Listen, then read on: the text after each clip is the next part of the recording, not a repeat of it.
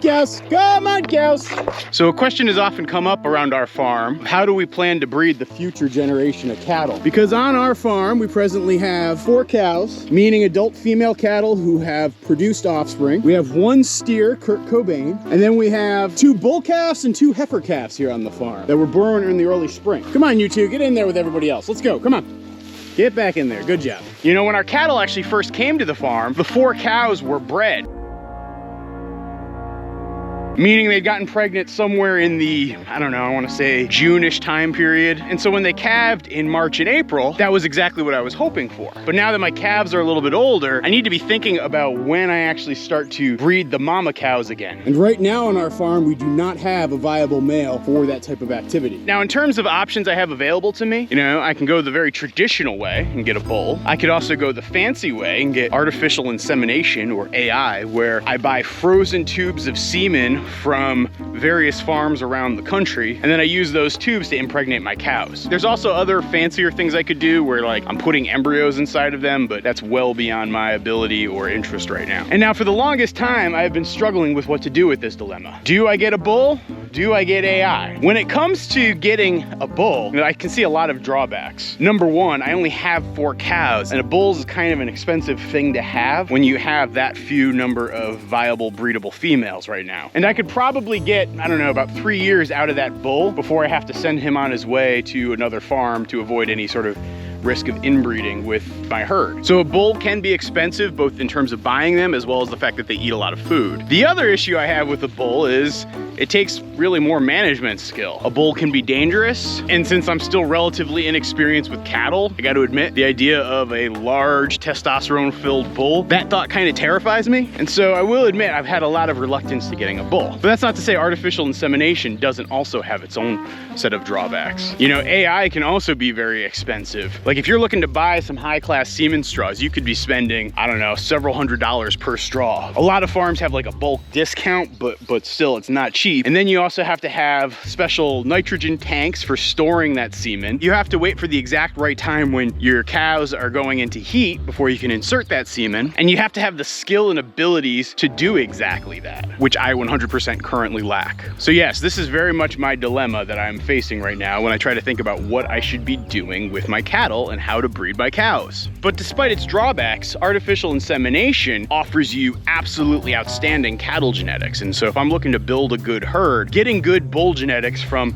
a really good farm, that's actually important. I'm not just looking for any old set of horns and testicles off the street here. I want some high quality in my herd. Artificial insemination gives you infinite options for you to work with. Like you can actually go online and zip through semen catalogs, and it's like you're just shopping on Amazon or something. It's kind of crazy. And as far as my lack of skill with AI, well, the good news is my buddy Will is a dairy farmer, I don't know, about a mile and a half from our farm, and he already has the nitrogen tanks for storing the semen, and he's been doing AI for years, and so I could easily hire him out to do the AI for me when the time comes. And since, you know, he's extremely local and close, it would not be all that hard to do. The only skill risk I would have is I have to be able to be very smart and detect exactly when my cattle go into heat, which is not impossible, but as a newbie, I will admit I'm a little bit nervous in my skill and ability to do such a thing. And so while I feel like AI is a viable solution, it still comes with its risks. You're not 100% guaranteed to impregnate. And so there is a pretty significant risk there. And if I think about the finances of the farm, they are very dependent on me getting my cows pregnant. Because if I lose time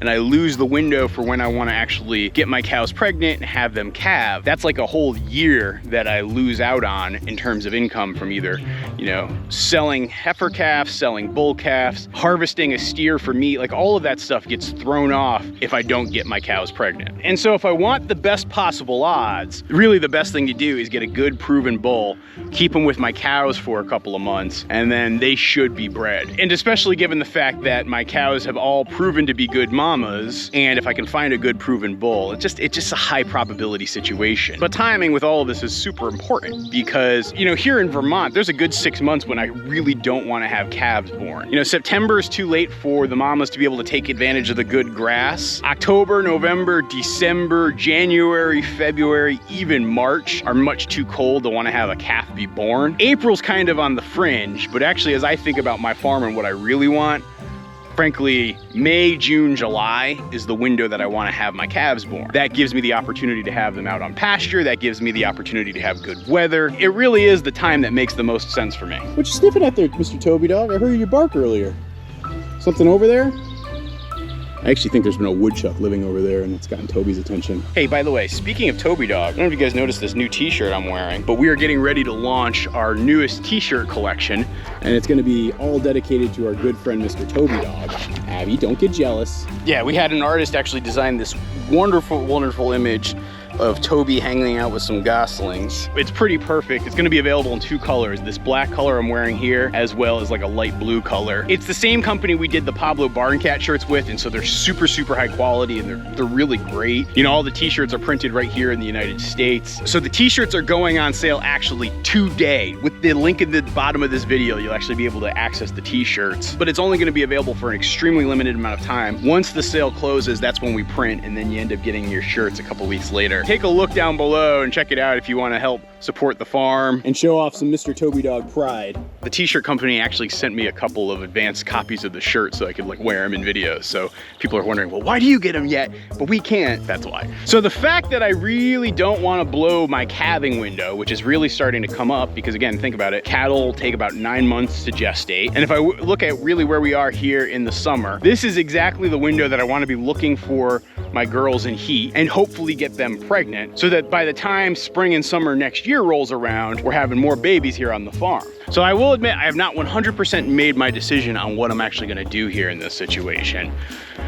But I'm very open to both options. And I actually, now that my chores are done for the morning, I have to go off farm because we're gonna go take a look at a bull.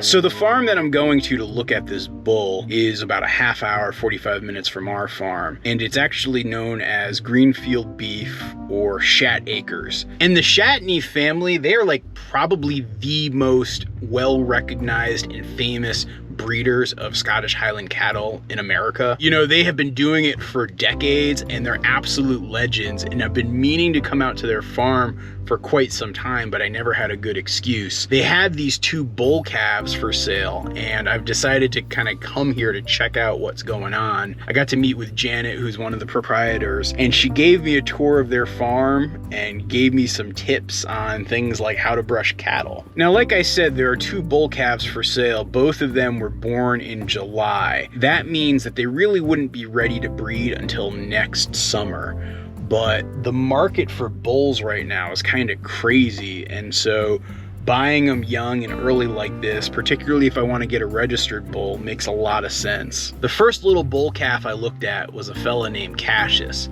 He's ultimately going to grow to be a black bull, kind of looking similar to Audrey 1. He was pretty adorable and pretty sweet, and I liked him a lot. But I absolutely fell in love with the other bull calf I discovered, a little fella who's still yet to be named.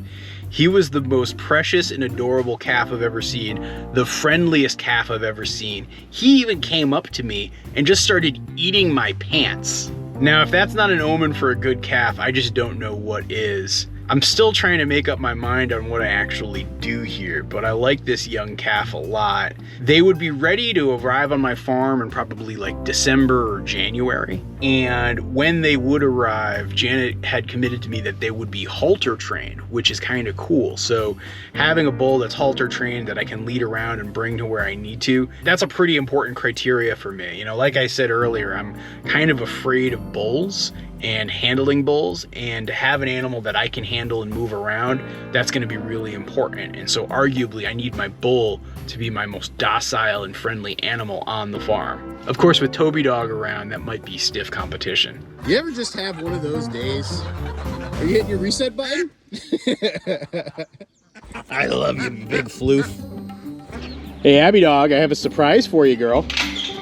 Good girl. What do I got? What do I got? Can you tell what I got? It seems exciting, I know. That's right, because it's such a hot day today, decided to get ice cream for my dogs. Yeah, you like these little doggy ice creams from Ben & Jerry's, huh? Yeah. I know, you're so excited. So I gotta admit, it was really nice getting to spend time with Janet, learning how to brush cattle, seeing everything that they had at their farm, and it's seriously got me thinking about what I should do. I'm sure some of you guys were probably expecting me to show up at that farm and there to be like these big adult bulls that I was buying, while meanwhile I'm looking at bulls that are like, I don't know, 3 weeks old and 6 weeks old or something like that. But the reality is I'm thinking about the future. And so if I were to buy a bull from Janet, I'd be able to breed in 2023 with one of those bulls. So that doesn't exactly solve my short-term problem of how I'm gonna get my cows pregnant this summer. But I'm realizing that if I'm serious about building a good Scottish Highland herd, I gotta have good genetics long-term. And locking up a really good bull who comes from really good stock, who could be very docile and be well-trained, that's actually very important. And so that's why I'm seriously considering getting one of those 2 bull calves that you saw there. I don't know, I'd be curious to see in the comments which one you guys think would be better for me. Personally, the one that was eating my genes might have potentially stolen my heart, and so, I don't know, we'll see. But like I said, I'm still looking for a solution for 2022 into 2023. So what do you think of that ice cream cone there? You enjoying it, Abby? Yeah? Hey Toby, you want some ice cream too? No? Molly Murder Mittens, do you want some ice cream? No, you just want to headbutt the ice cream? Okay. Come on, pal. Can I coax you into some ice cream? Is that a yes? Toby's always so nervous to try new foods. Like, if he doesn't know he likes it, it will take a while to get him to try it. Well, I think he likes it. Yeah, you do. He's like, Molly, stay away. I like this treat. It's so funny with Toby. He can be so protective of his food. Like, I'm not ever worried that he's gonna hurt another one of the animals when he eats the food, but he knows how to show his teeth to make sure that they don't steal something that he likes. I can tell he now likes this ice cream. And yes, just a quick reminder, the Toby Dog shirt, there's a link down below if you want to try it out and get it. And who knows, maybe I'll set a goal if we can sell like a certain number of shirts. We'll have an ice cream party for the dogs. You know, as I keep scouring the internet though, I will say I don't see many good short-term options for me as far as a bull. And it quite possibly could mean I'm gonna be stuck having to do AI, even though it wouldn't be the worst thing to do AI. But I cannot find any Highland bulls available for sale at a even semi-reasonable price right now. So I don't know.